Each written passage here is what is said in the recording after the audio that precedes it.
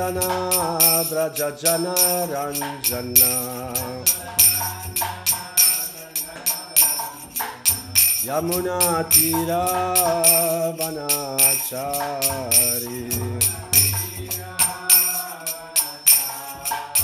Yamuna Tira Vanachari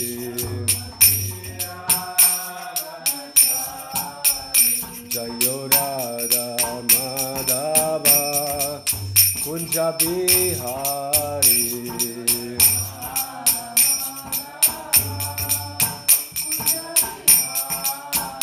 Jaya Radha Madhava Kunja Bihari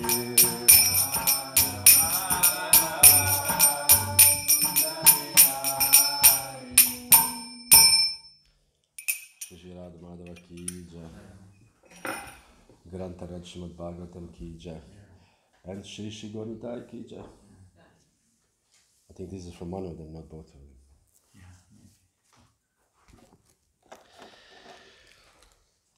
Hare Krishna. So, English. Mataji English, ja? Oder Spanisch. Ich kann auch Versuch auf Spanisch. I don't know what's Versuch auf Spanisch. Versuch, what is it? Try? I'll try in Spanish. Intentar, tratar. Tratar en español. Okay, done. We are reading from Srila Prabhupada, A Transcendental Diary, Traveling with His Divine Grace. This Maharaj is actually right. We should put this something here. How do you say the cover? Because it's already peeling off. You know. This is how we did when I went to school. You know, every book had to, isn't it? Everybody? Everybody, huh? You also? When you went to school, you have to put this paper or something on it. Yeah. Everybody had to do this. So, this is the old people. Of course, Nima, you're only 20. So, wo sind wir? Wir sind der. Prabhupada said that if one was repentant, there was no punishment, but that the change in desire was indeed wrought by Krishna. I think we did this before.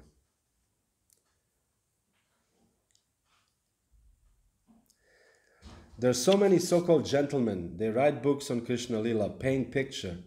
This is very nice. Krishna is advocating illicit intermingling. You understand? The Prabhupada was sarcastic here. He said there are many so-called gentlemen. They write books on Krishna Lila and paint picture. And then somebody thinks, oh, this is very nice. Krishna is advocating illicit mixing between men and women. So they think, oh, this is very nice. Krishna consciousness is pretty good. This is what I like to do. And therefore, it's nice. I paint this picture. So they take it as support of their sinful activities. I have seen personally anyone who is a woman hunter is being addressed by his friend, oh, you are like Krishna. They take Krishna as a man. How will they take instruction of Krishna? So in India, anybody from India here? Luckily not. Nima is from Nepal, so it's okay. We can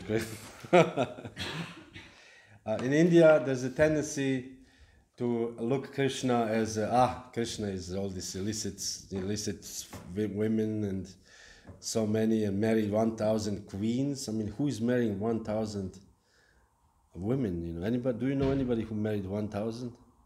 I think there are these Mormons who marry 3 or 4, maybe 5, but not more, not like 1,000. You know. There was a king in Nepal who married 120. Recently, recent history. I mean recent. Like 1800 something. Yeah. Nepalis, huh? Nepalis, no joke.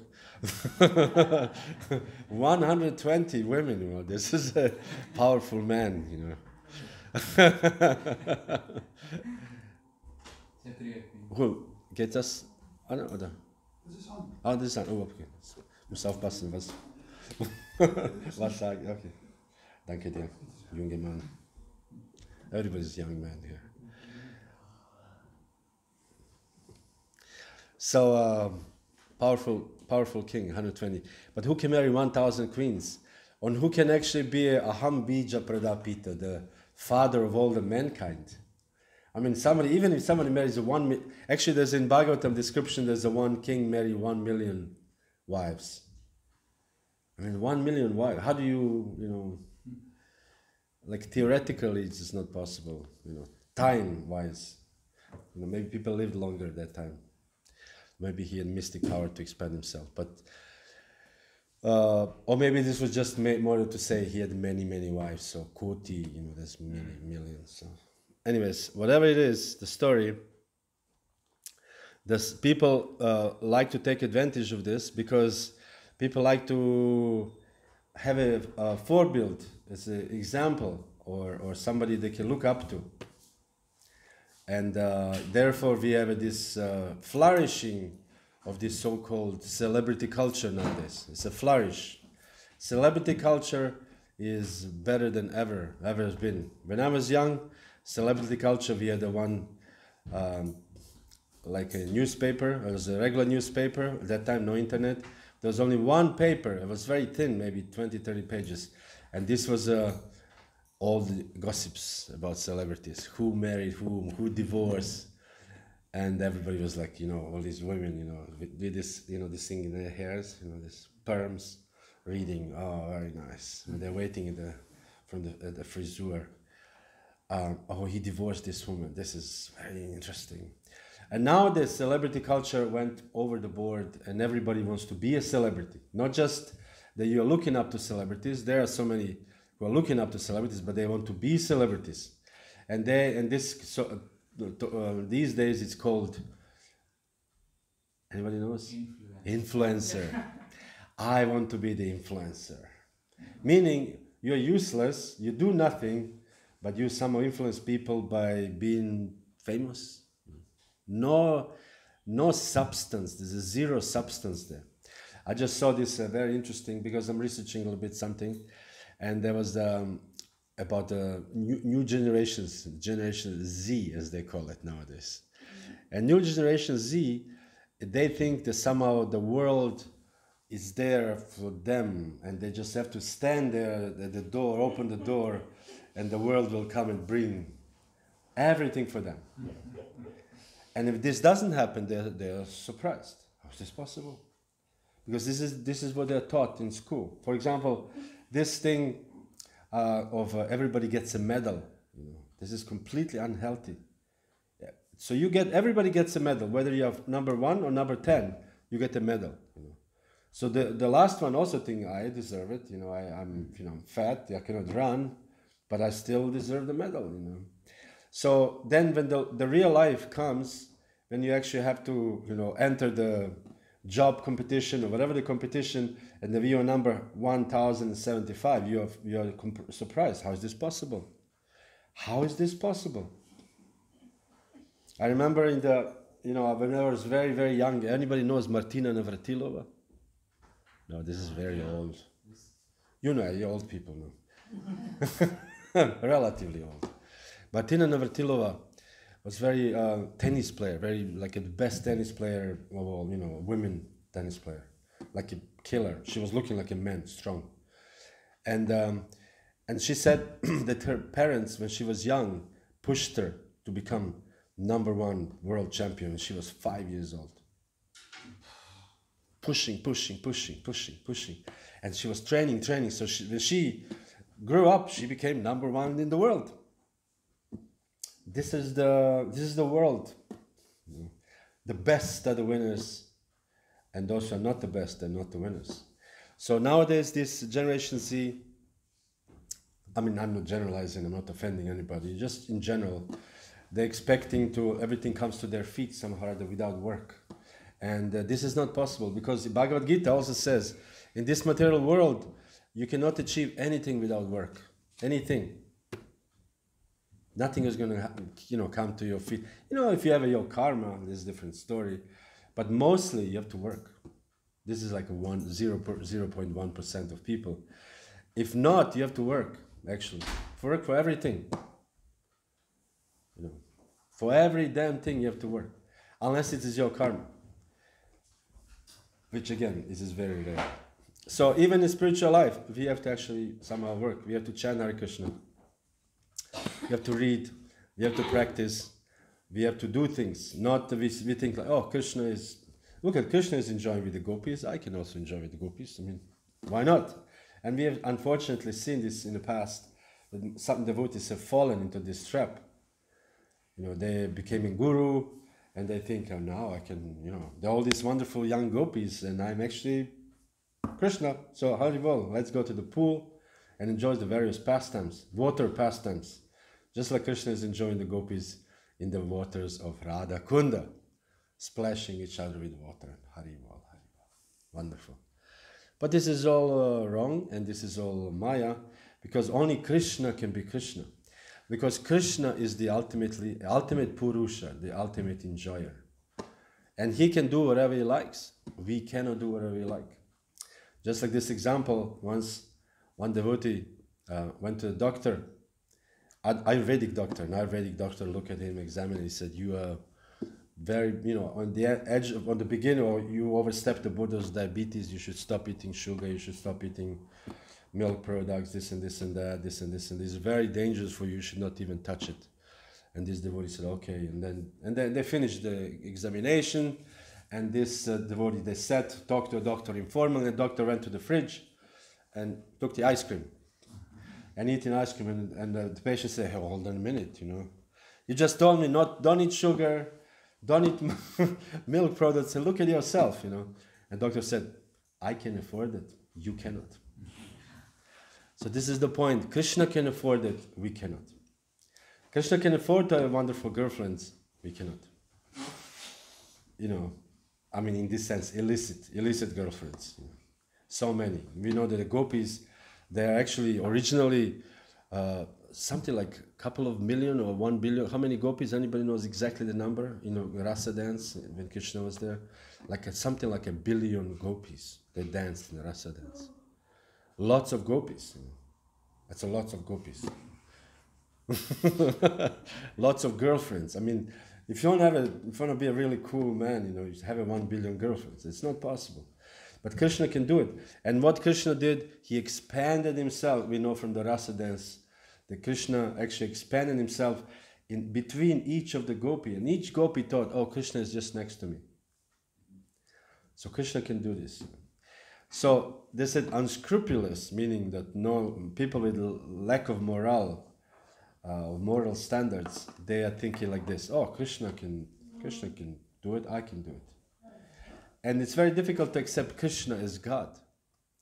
Like another example, I was once in South India, and we discussed with one person, and then we spoke, and then we said, you know, no, this is anyways, but in India, and I said, who is for you God? You know, because in India there's so many things, you know, so many gurus and saints and avatars, and who is for you God? You know, and he said, God is Ram.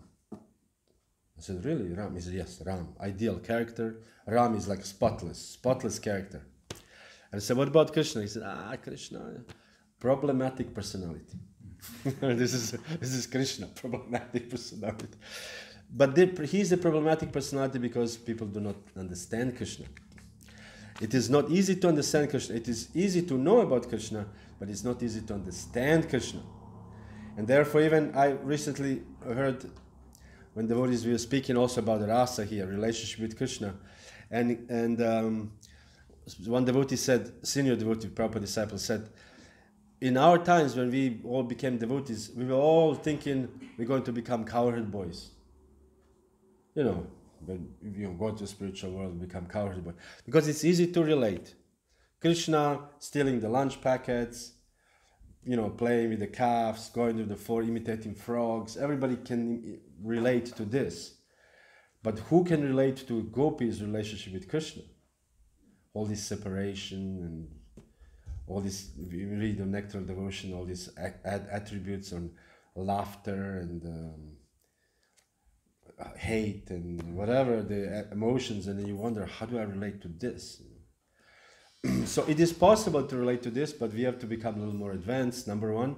And number two, we have to know about Krishna. We have to learn about Krishna. Just like anything else, if you want to learn anything, you have to actually practice it. Hare Krishna. So, next. So, not imitating Krishna, please. Bhakta rule. I'm not saying it. By the way, Maharaj wanted us to cover. Look. So heute, jemand kann. Die Frauen sind besser. Das ist pedantisch. You should give it to a special place to retain. No. Because it's peeling off. Huh? Hast du was gesagt? Ne. What's happening? Maharaj was unhappy about something. No, he asked me to fast. Hare Krishna. Fasting ki Jaya. It is said in the Shastras, if the Guru asks, actually in the real Vedic society, if the Guru has to invite you for breakfast, if Guru does not invite you for breakfast, you should fast. Imagine, you know. I mean, I think that would be kind of nice, you know, because then you learn actually to depend on Krishna. You think, you know, pray to when you chant your rounds in the morning, you think like, oh, Krishna, hopefully he will invite me for breakfast. I'm really hungry. No, but you think, okay, I'm depending on Krishna. My spiritual master is the external representative of Krishna, and if he doesn't invite me, that means that he knows, or Krishna knows, that I should fast. And they, I'm just trying to justify, you know, that you feel good about yourself. Number two, they ask Srila Prabhupada, I read this, that the disciple should not eat unless Guru invites him to eat. But you are hundreds of kilometers away or 1,000 kilometers away. How do I know when you are inviting me for breakfast or not? The Prabhupada's answer was, I'm always inviting you to take prasadam. So, no problem for us. Prabhupada's personal invitation, 24 hours a day. So, let's read further. And how will they take instruction of Krishna? Prabhupada says, these people who are like this, they take it as a man. Avajananti mamuda param bhavam ajanantaha. We are teaching people to become Krishna conscious, to become servant of Krishna. And the so-called enlightened gentlemen take Krishna as a debauch, black debauch. They take Vaishnava religion as sex. Prabhupada disagreed a little, then misconceived description of Krishna, reminding him of the tribal people who live in the jungle. They are aborigines in India. They are called Santal. Black men live in the forest like the African aborigines. So I asked him that, you, in the jungle, do you meet the tigers? Oh yes, why not? So how do you save yourself from the tiger? He had a small axe in his hand and he showed me, so long I've got this axe, even the tiger will not dare to attack me. Interesting. Have you met the tiger in Nepal? No. I'm joking. In Kathmandu, Nepal. Seen in the jungle. You've seen the tigers? Live tigers? Yeah, on elephant. Riding elephants. Wow, nice. Nepal Kija. Anybody else have a live tiger? No? In Venezuela? A lion in a zoo. In the zoo? This doesn't count. Bisons. Wild pigs. Do they count? Wild pigs is good. Yeah, wild pigs is good. Okay, then. So as long as you have a hatchet, axe, tiger will not attack. After all, tiger is afraid of the axe. They're afraid of even a stick. Immediately they understand he is superior. Actually, man is superior with some weapon. I've got personal experience. Prabhupada says, let's see the experience. He is a big tiger. I thought this man, aboriginal man, speak to Prabhupada. He's a big tiger, but if you treat them like dogs, one axe, they keep always, just like we keep a stick, they keep one axe. Interesting, they treat the tiger like a dog. There was this story I have to tell. Today's the story there. The Prabhupada was once walking in some I don't know, in England or some Western country. And there was the big dog, like a dangerous dog, like a doga or something, you know, these very expensive, dangerous dogs, running towards them, towards the devotees. And Prabhupada had his cane, and he just did, hat. Well, in India, when you want to scare the dog away, you say, hat. Have you been to India? No. There's a dog, you know, and you just did, hat, and they run away, somehow. And Prabhupada did the same, hat. This is like a serious, dangerous killer dog, you know. And the dog stopped and ran away. And the devotees were shocked, you know. And Prabhupada said, I know the science, how to scare the dogs away. He treated him just like any other dog, you know. So here also, you treat the tiger just like a dog. And tigers, so if you ever see a live tiger, just treat him like a dog. Harikesh recalled that the last year the monkeys in Seva Kunja attacked Upendra, snatching his prasadam and biting him in the leg. Prabhupada was a bit surprised. Acha? Then he said that previously the government was capturing the monkeys in Vrindavan and selling them at a good price for medical purposes in Europe until people protested. It's horrible. The monkey's hormone is injected or replaced as one regains his sex power, he said. They're very sexually strong. Harikesh asked whether they interfered with the spiritual life of the monkey, since they would not be able to die in Vrindavan. You understand? They were catching monkeys in Vrindavan and selling them to the West for the experiments. So Harikesh asked, is this not interfering? Because whoever dies in Vrindavan, you actually go back to spiritual world. So even the monkeys, the pigs, whatever, ants, whatever, whoever dies in Vrindavan goes to... So he said, is it not like interfering with their spiritual life? So Prabhupada answered,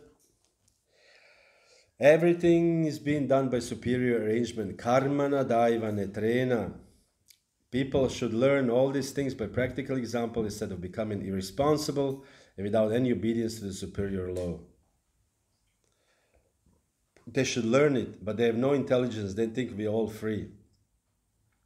Where from the monkeys are coming? Why there are so many varieties of life? What that do not know. Nothing, all bluff, vague explanation, and that is going on in the name of science.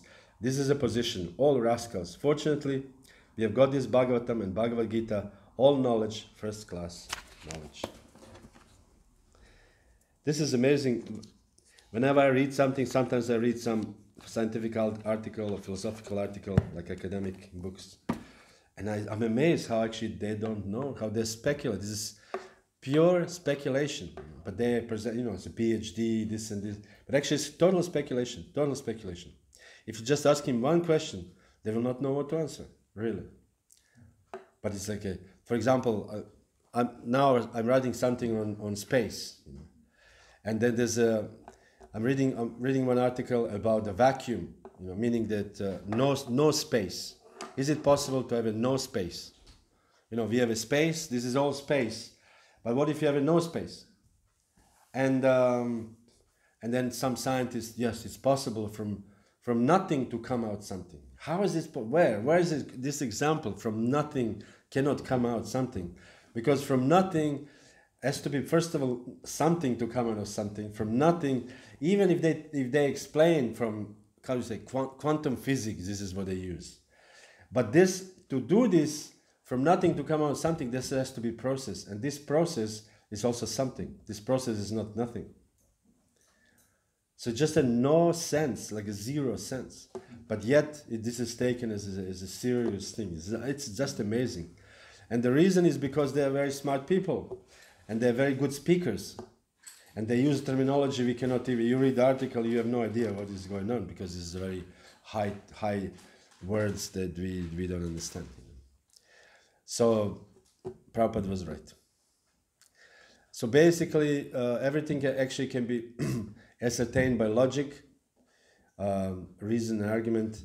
And this is called, in our scriptures, the process of finding knowledge, this is called Anuman.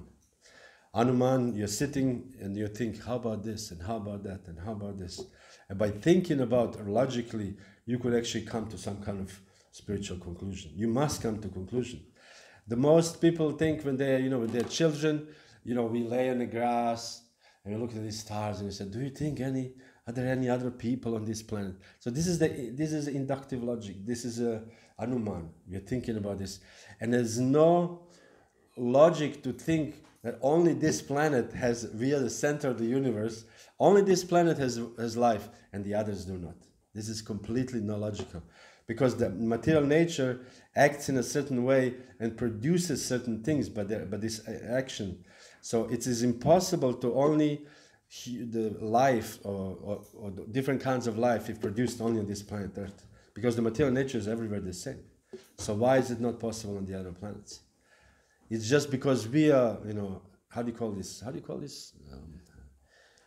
Homocentric? How do you call this? I don't know. Anyways, people think that we are the center. Huh? Egocentric. Yeah, not egocentric. That we are the center of the universe. Like for example, we think that we are the center. The animals are just robots. Animals are robots. They're not real.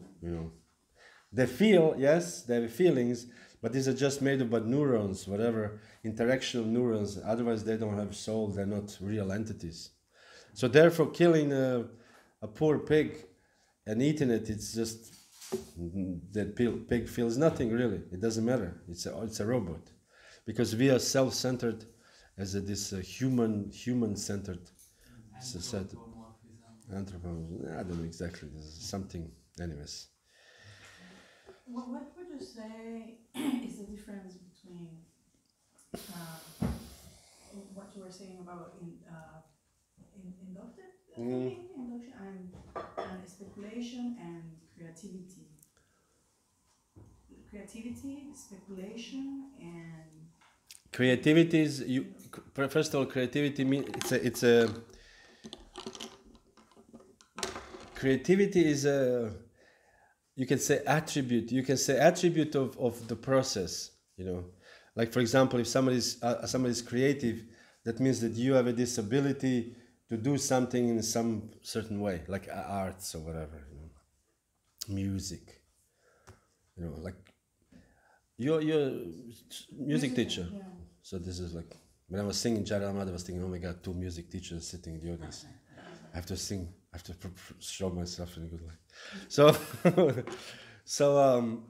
in the room? there's a maestro Vita Gaesca. So speculation is just,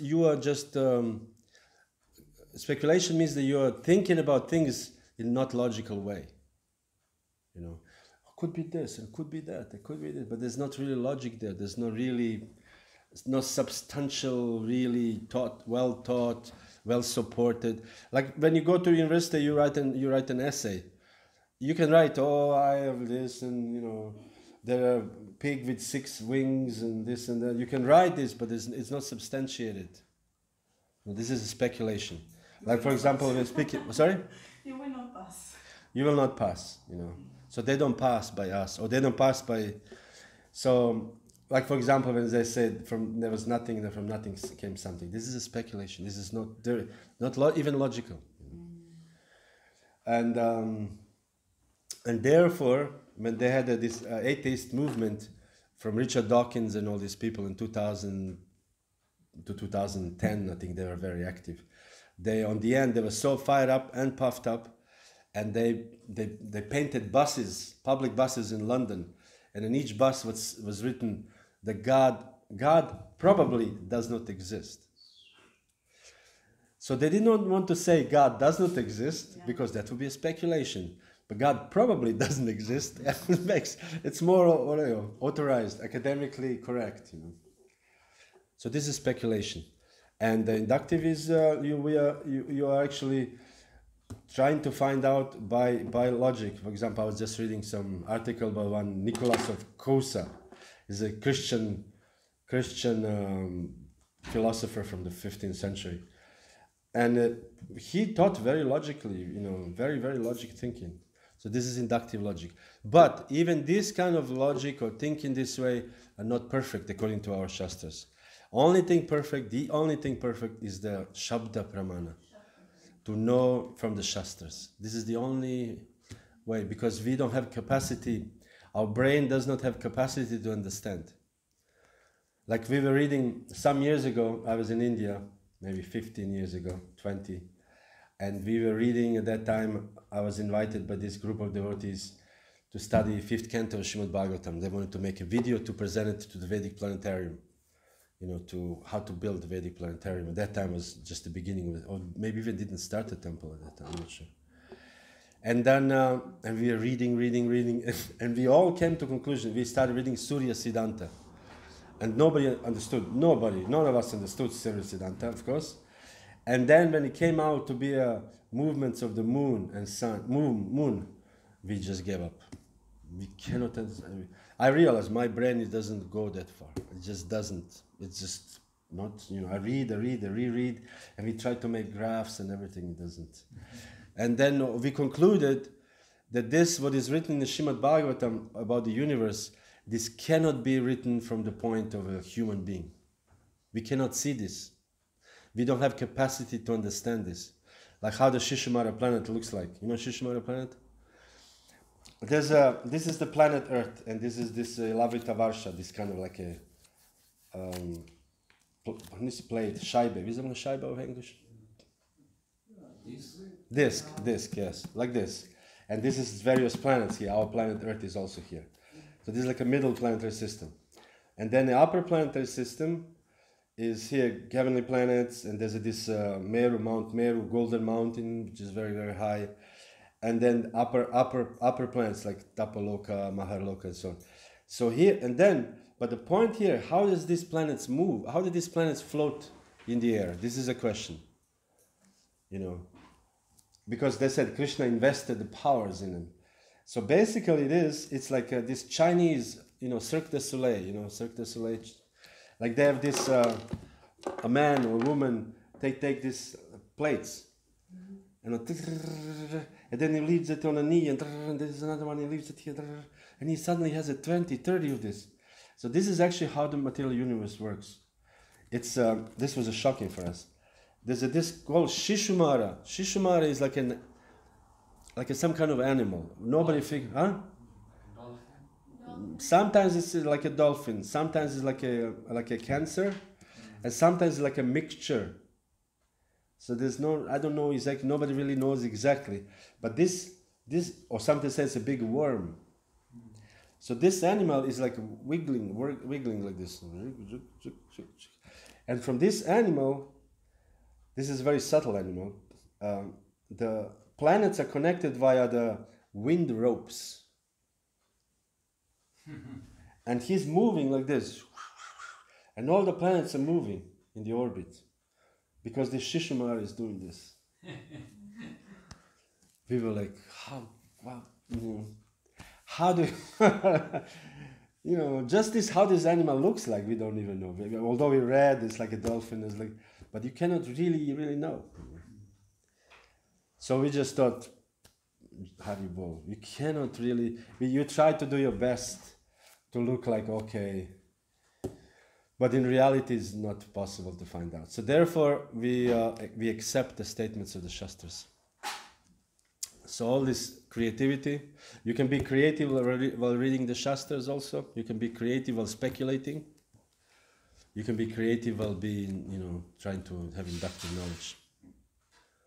So this is, I think, the difference. Okay, let's read Srimad Bhagavatam. I have a question. Let's read Srimad Bhagavatam. It's already 8:20. Om Namo Bhagavate Vasudevaya. Om Namo Bhagavate Vasudevaya. Om Namo Bhagavate Vasudevaya. Suresha Kashma Nahino Sivajram. Suresha Kasma Nahino Sivajram. Purastite Vairinimaya Mogam. Purastite Vairinimaya Mogam. Masamshaya Yishta Nagadeva Vajra. Masamshayishta nagadeva vajra Syan ishpalaha kripanarteva yachna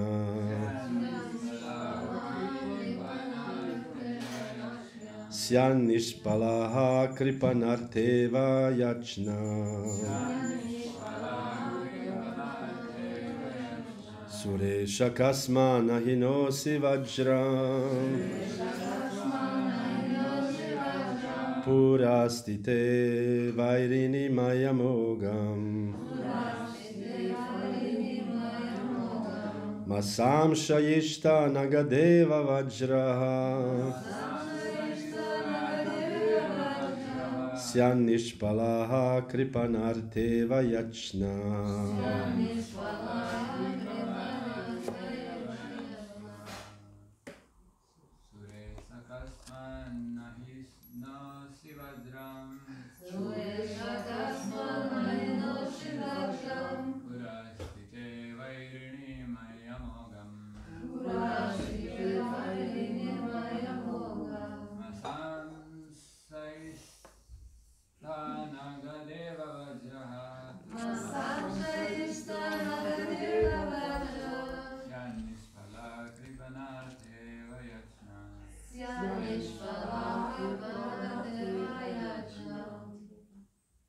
Ladies.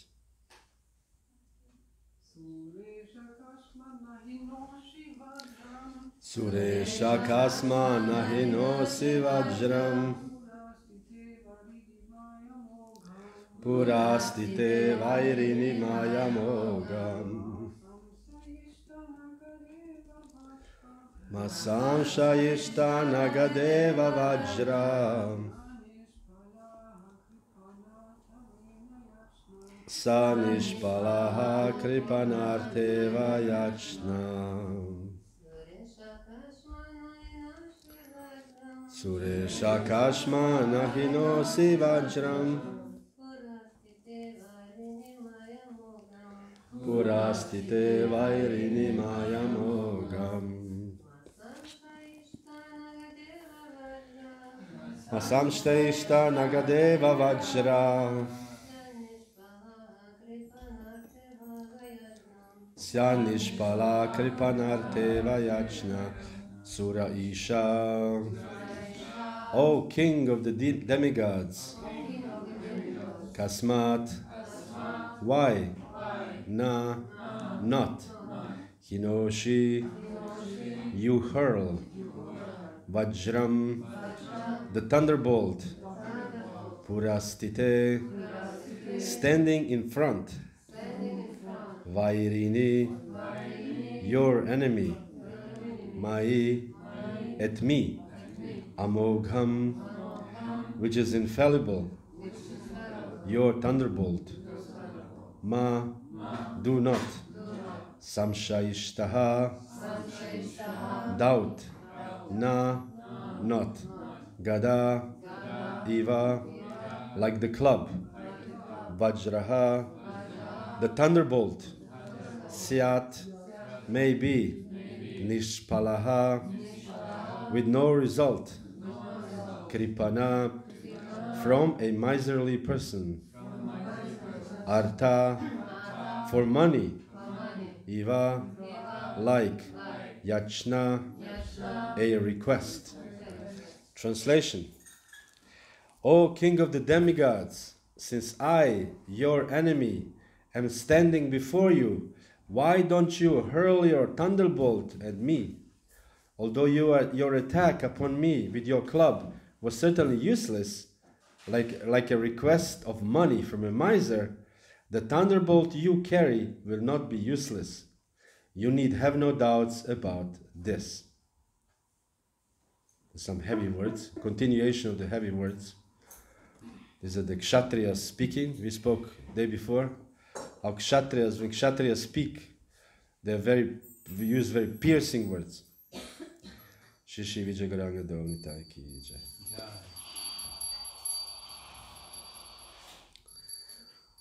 Actually, the Brahmanas, when Brahmanas speak, they also use very piercing words. Only the Brahmanas' piercing words are directed towards one's personal spiritual development. When Vidura came back from the visiting various holy places, you know how long Vidura was visiting holy places? Huh? How many years? How long? Over 30 years. Imagine, over 30 years, nobody remembers how you look like anymore, You know, I mean, this is what they said. When they came, they couldn't really, is it Vidura? Or, because also, we was a kshatriya, dressed nicely, long hair, and suddenly you come some sadhu. So that's why sometimes when we go home, people cannot recognize us. I didn't go home 14 years. When I came back, of course, everybody recognized me. But it didn't change too much.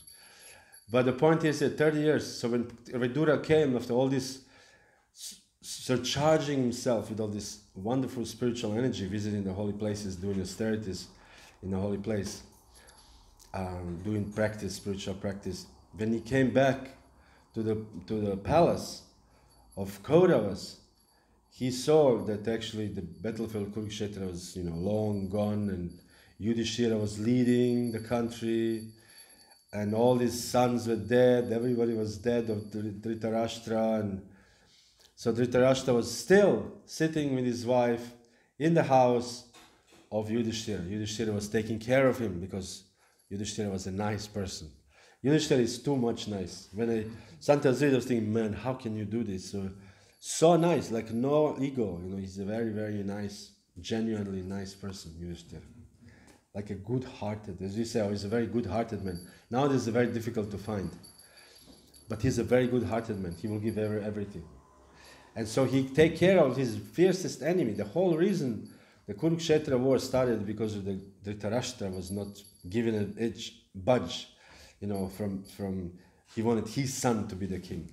And this is the whole reason that 600 million people died because of one person's ego. And then still, Yudhishthira was very nice to him. Very nice to him. And maintaining him very nicely, great respect as a king. So when Vidura came and he saw this and he said, what are you doing here? What are you doing here? Very piercing words. And these are famous words. He said, you're eating in a house of Bhima who actually killed your son. He said, you are just like a household dog. This is so heavy, to speak to a king like this. You are a household dog. He said, look at yourself. Your teeth are falling out. Your liver is not functioning well. Well, she probably saw, And then, he started offending him like this. And he said, you should leave this place immediately. Immediately. This is embarrassing. And go to the forest and practice spiritual realization. He gave him this, how to...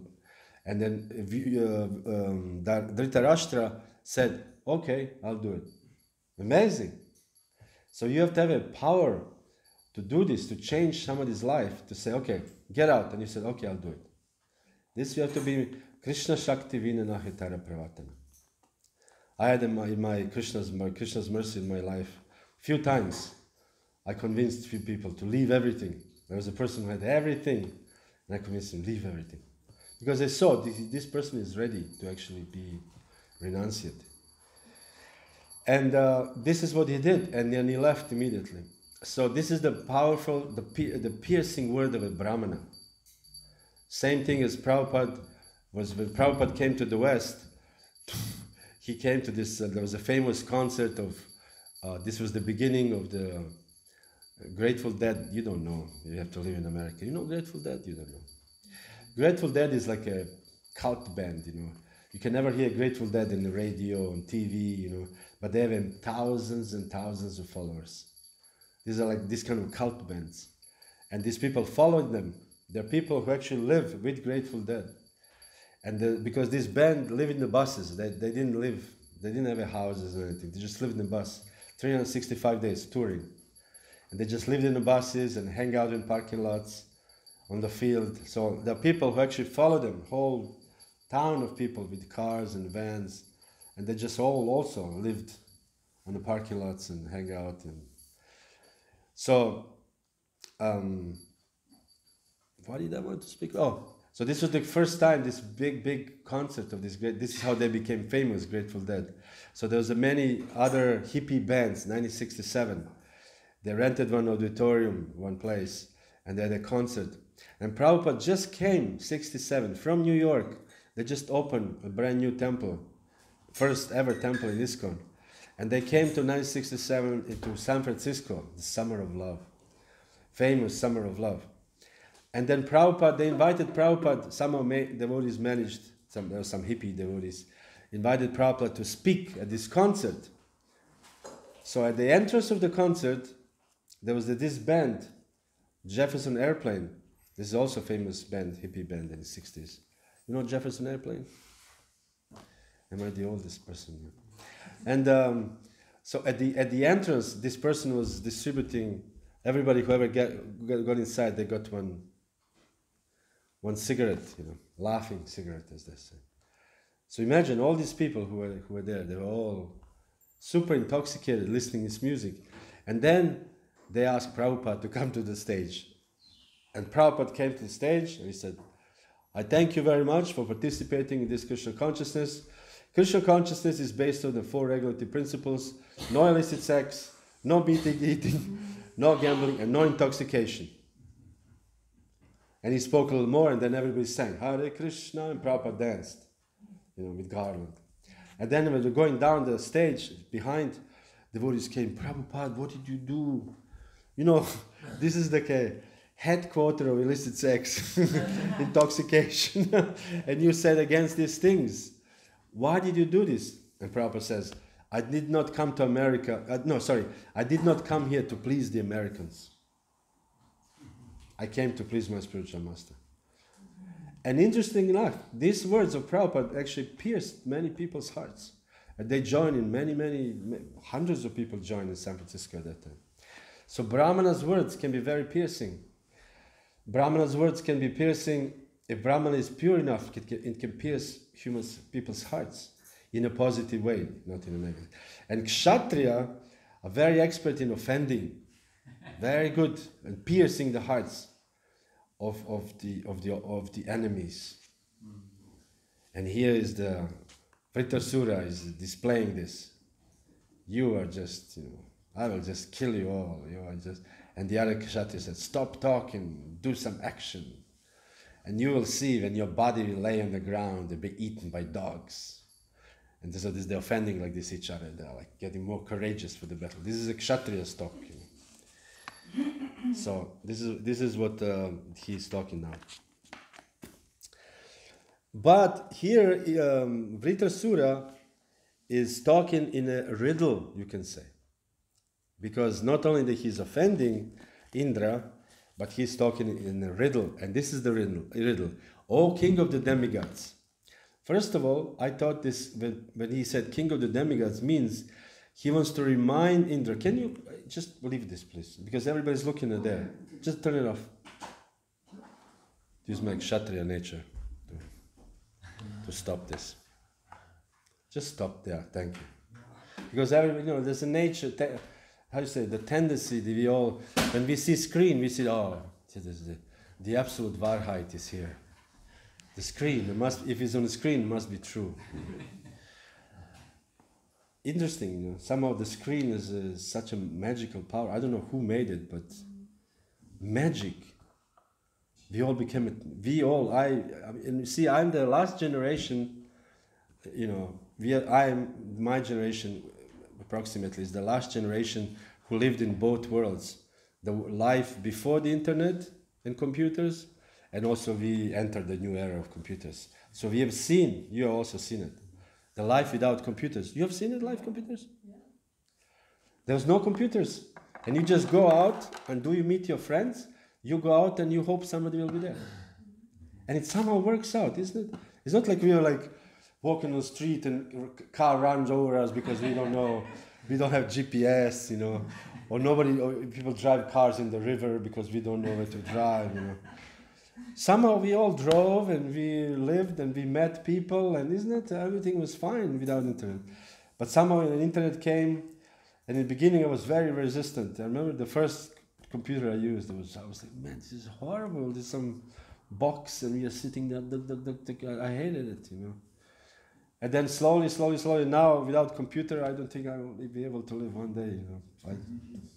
Unfortunately, because I need it for the service, you know. It's for the service for Krishna, not for me, of course. You know. Terrible, you know. But there's some magic in it, so just put magic away. So Vritrasura is talking about this in a riddle.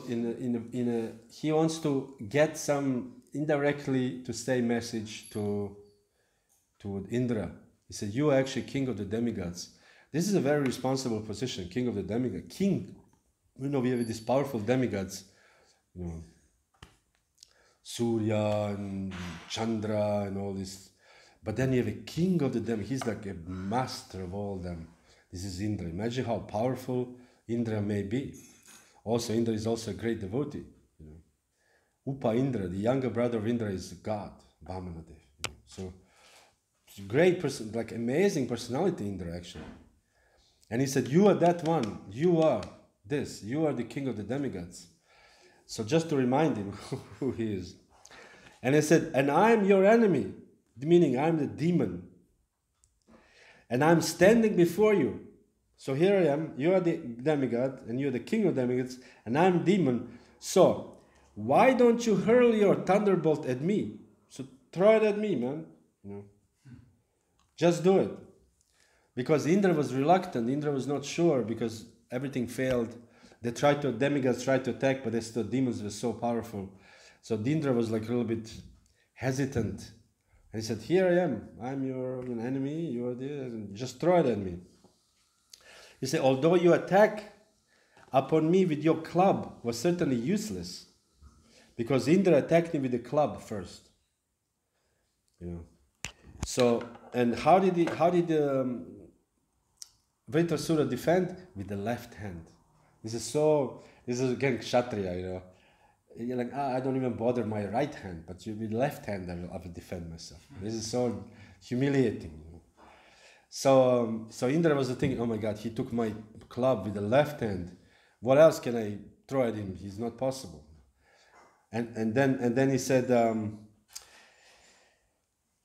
but if you throw the thunderbolt, your endeavor will not be useless. Meaning, if you throw thunderbolt on me, you will actually kill me. I want to be killed by you. You understand? You know, sometimes we have to, you know, as they say, sometimes you have to draw to people. Okay, this is what I want you to do.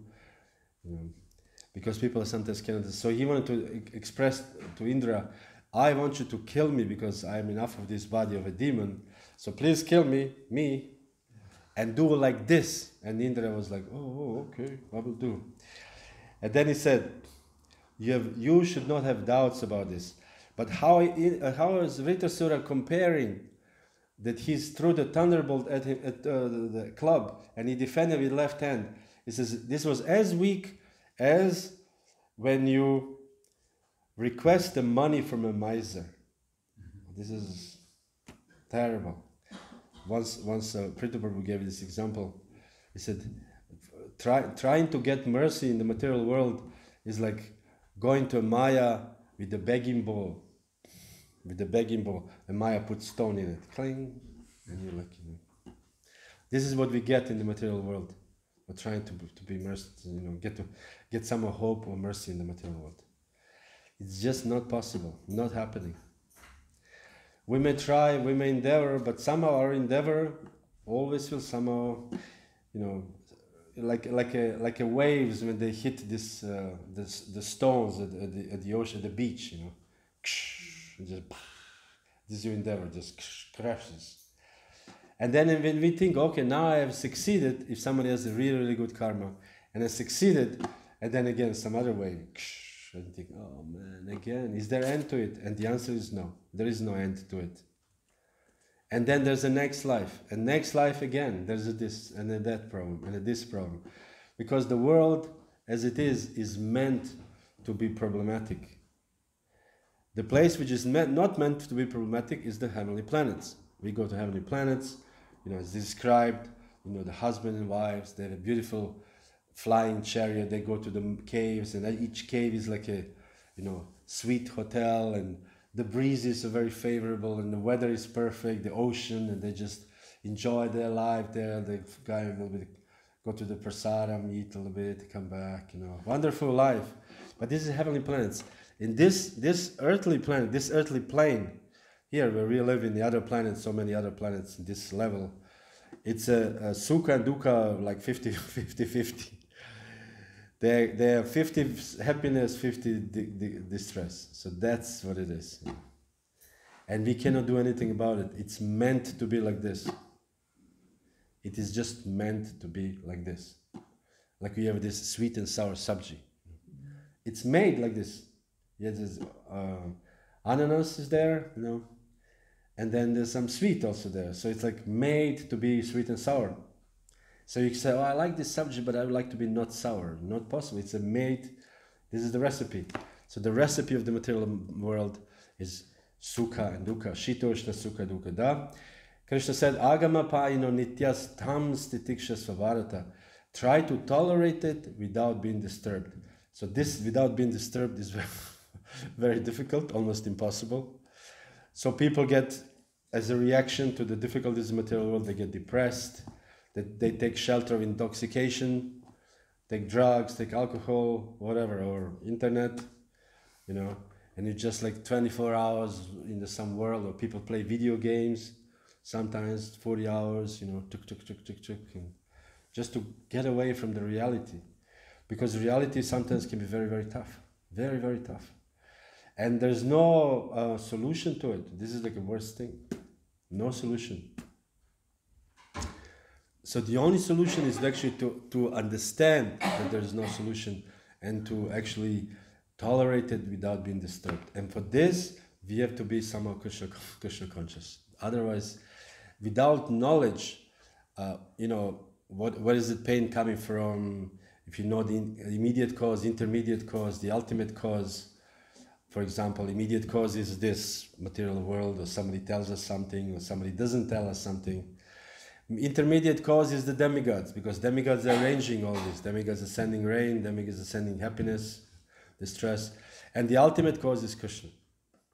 So we have to actually understand this. When we understand the ultimate cause is Krishna, then somehow it's easy to tolerate. Okay, it comes from Krishna, so I'll tolerate it. And then Krishna says, you understand that everything comes from me. So it is said that unfortunately, for us, that Krishna says that if I favor somebody, I take away everything from them. This is so horrible. I mean, so Krishna you're worshipping somebody, give your life, and then he takes everything away from you. This is not okay, it's not cool.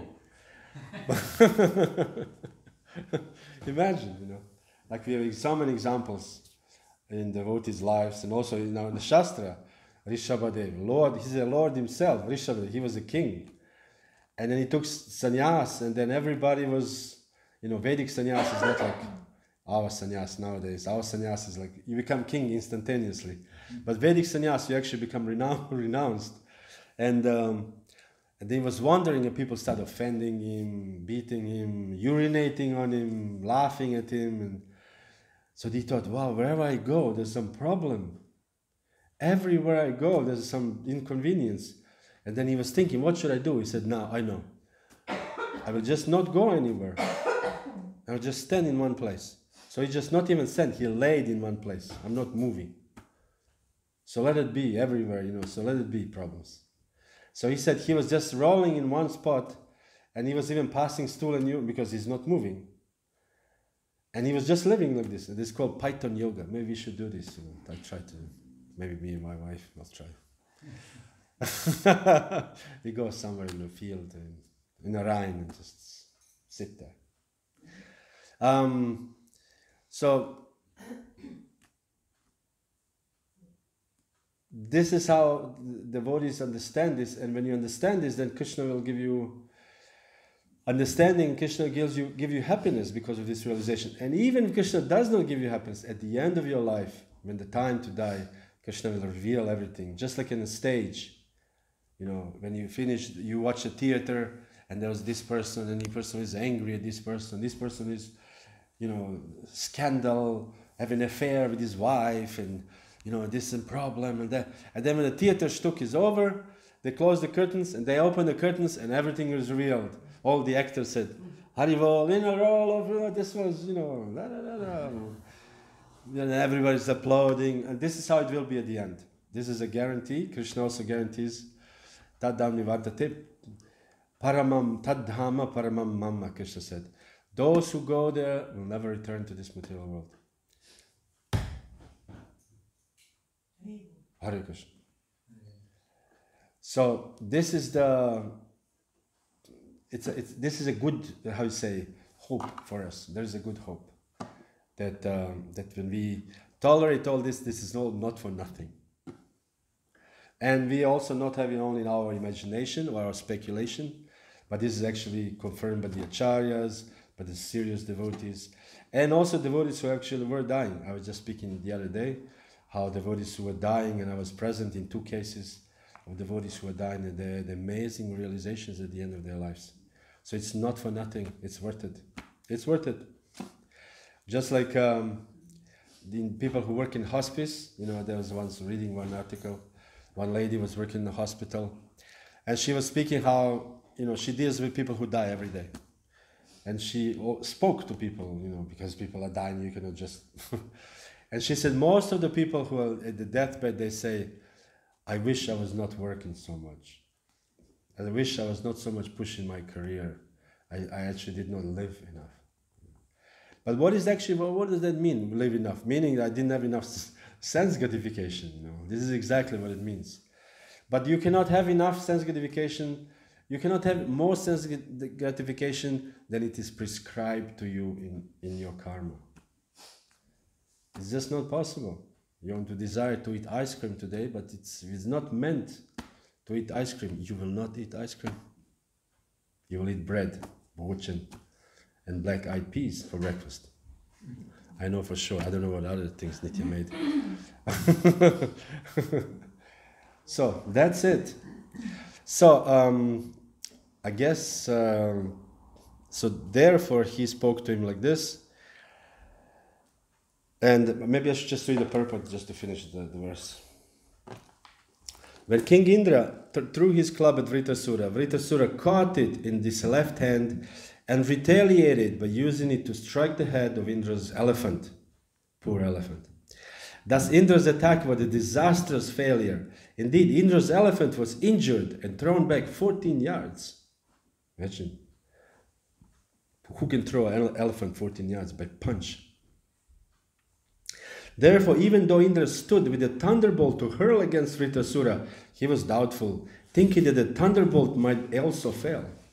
Vritasura, however, being a Vaishnava, assured Indra that the thunderbolt would not fail, for Vritasura knew it had been prepared in accordance with the instruction of Lord Vishnu.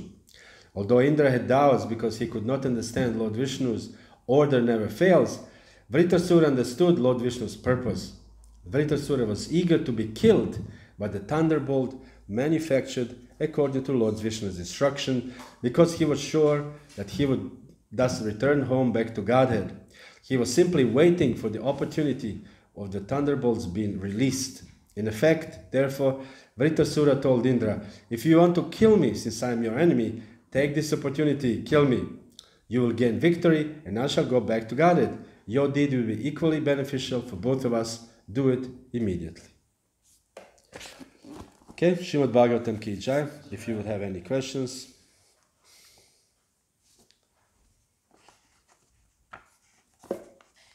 You said about the about the karma and destiny. We already heard that the only freedom that we have is free will. Because the demigods are creating everything. Yes. But I have the doubt. How much is this denied for us? Like how much is our karma? And how much are we building with that free will? Yes, this is an interesting question, because in the case of a non-devotees, this is kind of clear, not much. But in case of devotees, it's a little bit different, because Krishna, it says that Krishna personally takes over the devotee's life. So then we don't know exactly. They said that Krishna is using devotees' prarabdha karma. Prarabdha karma is this this body which is unchanged, you cannot change this body at the moment. You cannot have suddenly 3 arms. It's not possible. But this body, and together with this body comes karma. So Krishna uses this body and this karma for us to get closer to him. And how does that work? I think this is a very personal thing. I cannot imagine that this is a stereotype. I think that each devotee has a different ways, and each devotee has a different attraction and likings. And Krishna directs this devotee using this karma to come closer to him. This is the only answer. Karma is very complicated, such complicated. Just imagine like this. I don't know who studied, I didn't study mathematics or physics. But imagine each soul, we spoke this before. Each soul in this material world is one soul. And each, every grass, every tree, every bush, every ant. So if you walk on the street and step on ant and step on a bush, so you commit violence, And then you eat the bread, you also commit violence, because in each bread is made of the seeds of wheat, and each seed of wheat is a soul. So you killed all these souls and you eat this bread, and you drink water, all these souls in the water, amoebas or whatever. So we killed basically in 1 hour lots of people, and then the next life, all these people have to kill you. So and then imagine each person who walks in this world is committed this kind of violence and good deeds and bad deeds. So to connect all this, to function, everybody, to fit to each person, this is like a supreme chess master, Krishna. There's only Krishna is possible to do this. It's such isn't it? Like someone is really good in chess and mathematics or whatever, So this is very difficult. And another person who knows is Yamaraj. He actually knows this, because he has this power. He can actually understand. I said the Yamaraj is on the level of a super soul. He can actually understand everybody's thoughts in this material world. Imagine everybody's thoughts. Whatever you do, whatever you think, whatever you do, all the sinful and pious activity, Yamaraj knows all of them. He says this, his scribe, Chitragupta, is writing all of this. Imagine, lots of writing, huh? Okay, Bhakti, he did this, and in Monday he ate egg, So you have to write all this, And then when you die, it's like Chitragupta has written, here it is, black on white. You cannot say you didn't do it. It's there. And it's not only that, it's recorded also. So it's written, you have a video bevice, everything is there. So it's very complicated. But for devotees, we actually should not worry at all. We should think, I don't care, actually. Krishna is there. Krishna should care for me, and Krishna, I'm devotee of Krishna, and he should deal with my karma or not my karma, whatever it is. Because if we start thinking about universe, how the universe is a Shishumara planetary system, we'll become a little crazy. So whatever it is up there, it's all right. I just try to chant Hare Krishna and try to be a decent devotee and try to do some kind of practice and hope for the best at the end.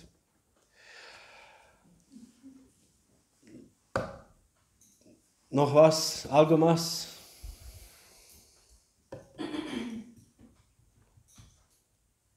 So, Srila Prabhupada ki jai, Srimad Bhagavatam ki jai, Gaura Premanande, Hari Hari Bol, Hari Hari Bol.